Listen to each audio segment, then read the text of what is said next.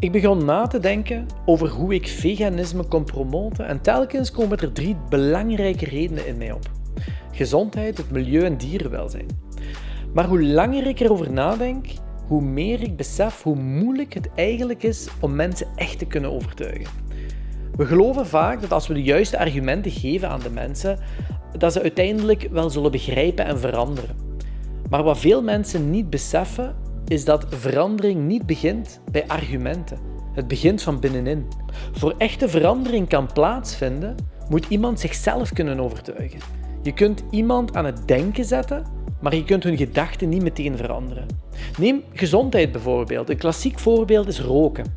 Iedereen weet dat roken kankerverwekkend is en verschrikkelijk is voor je gezondheid.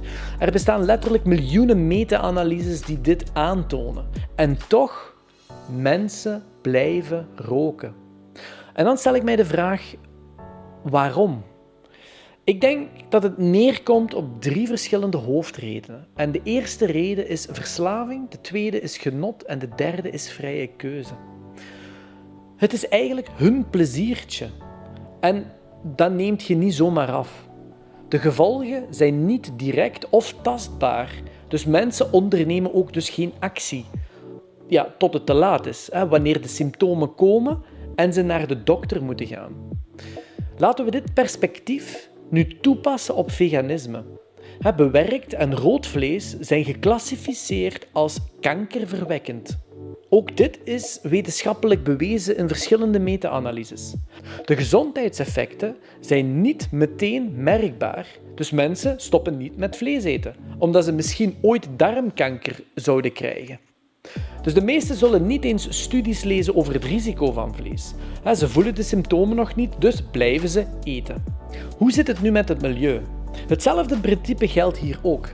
Hoewel het bewezen is dat veeteelt de grootste bron is van broeikasgassen, het meeste water verbruikt, het meeste land inneemt, voelt het nog steeds niet urgent genoeg.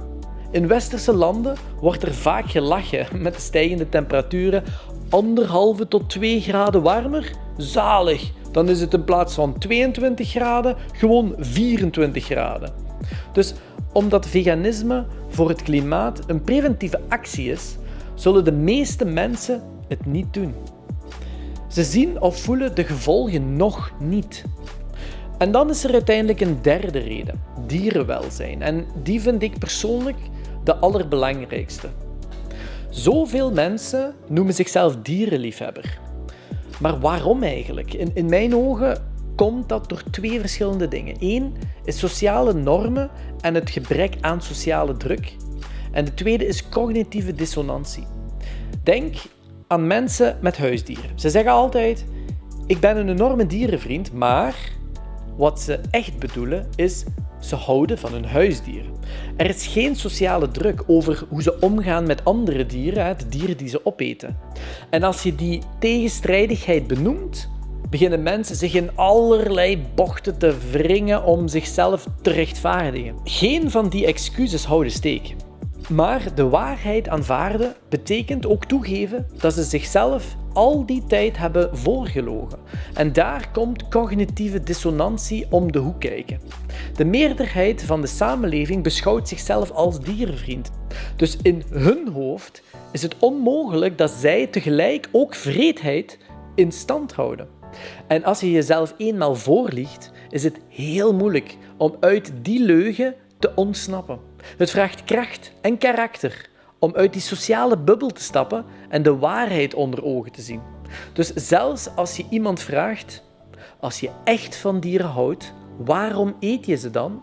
Dan zullen ze volhouden dat ze al dierenvriend zijn. Dat leidt alleen maar tot eindeloze discussies die nergens toe leiden. Maar betekent dat dan dat we niks kunnen doen? Ja, helemaal niet. Ik geloof dat wie de waarheid ziet, ook de verantwoordelijkheid heeft om ze te delen. En ja, het gaat bloed, zweet en tranen kosten om nog maar 1 klein zaadje van twijfel in iemand zijn hoofd te planten. Maar dat zaadje kan er wel voor zorgen dat ze gaan reflecteren en uiteindelijk zelf tot verandering komen. Ik ben nu tot een punt beland waarop ik geloof in de kracht van dialoog en geen monoloog. Geen preken, gewoon open, eerlijke gesprekken. En ik geloof dat veganisme de enige onmiddellijke en effectieve oplossing is voor de mensheid. Het zal sowieso gebeuren, vroeg of laat, of de mensen het nu willen of niet. Maar onthoud, de meeste mensen veranderen pas als het te laat is. Wanneer het land op is, wanneer er geen vlees meer te koop is, wanneer het water opgeraakt, wanneer overal bosbranden zijn. Pas dan voelen de mensen de urgentie. Laat me weten of je akkoord gaat met wat ik gezegd heb of helemaal niet. Laten we er een echte dialoog van maken, in de reacties. En als je deze video inspirerend of interessant vond, geef dan gerust een duimpje omhoog of overweeg om te abonneren. Heel erg bedankt om te kijken en te luisteren en ik zie jou in de volgende video.